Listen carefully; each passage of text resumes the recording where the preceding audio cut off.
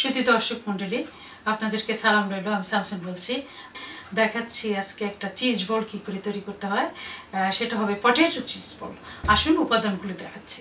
Chaat masala, grated cheddar cheese, lime, lemon আর mozzarella cheese, ডিম, দুটা ডিম নিচ্ছি এবং সফট চিজ, পেঁয়াজ, কাঁচামরিচ, ধনিয়া পাতা, ব্রেড ক্রাম, এখানে আছে লবণ পরিমাণ মতো, আর এখানে 1 কিলো আলু সিদ্ধ করে নিছি, চটকিয়ে ভালো করে সিদ্ধ করে নিছি।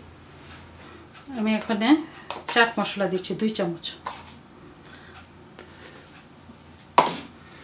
লবণ, চাট মশলাতে অনেক লবণ আছে, যেহেতু আমি বেশি লবণ দিতে চাই না, পরে আমি টেস্ট করে লবণ দিব, আপনারাও টেস্ট করে দিবেন। 2টা ডিম,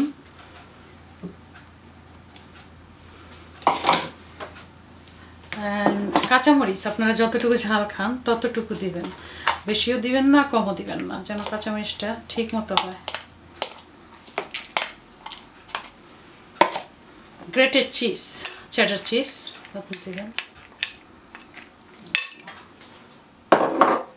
মার্জোরালা চিজ, আমি এখানে একটা আস্তা মার্জোরালা চিজ নিছি, যেহেতু 1 কিলো তো সেজন্য। পেঁয়াজ কুচি,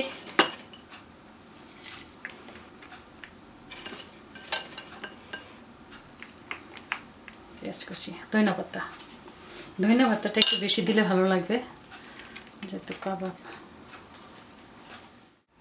এখানে একটু লেবুর রস দিচ্ছি সবশেষে, 1 টুকরো লেবুর রস দিচ্ছি।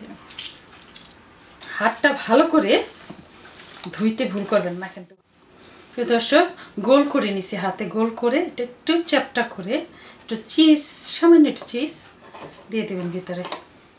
চিজ অলরেডি দিয়েছি একটুখানি, এভাবে দিয়ে এটাকে আবার গোল করে ফেলবেন।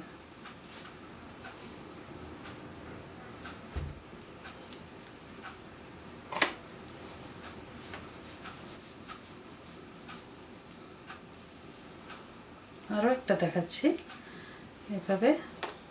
চিজটা কিন্তু অনেক নরম চিজ, সেটাকে আমরা বলি সফট চিজ। এটা সব জায়গায় পাওয়া যায় আজকাল, মার্কেটে, সুপার মার্কেটগুলোতে পাওয়া যায়। আর না দিলেও চলে আপনি যদি না দিতে চান চিজ। এখন আমি বলগুলোকে ডিমে চুবাবো, চুবিয়ে ব্রেড ক্রাম দিচ্ছি।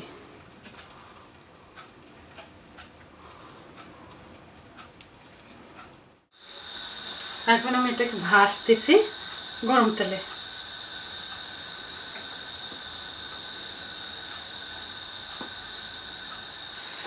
চুলাটা আমি মিডিয়াম হাই দিয়ে রাখছি।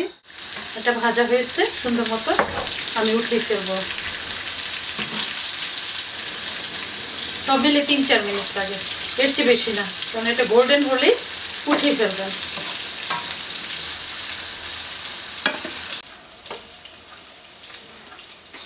কিচেন টাওয়ালের উপরে দিচ্ছি, যেহেতু যদি এক্সেস কোনো অয়েল থাকে সেটা বের হয়ে আসবে।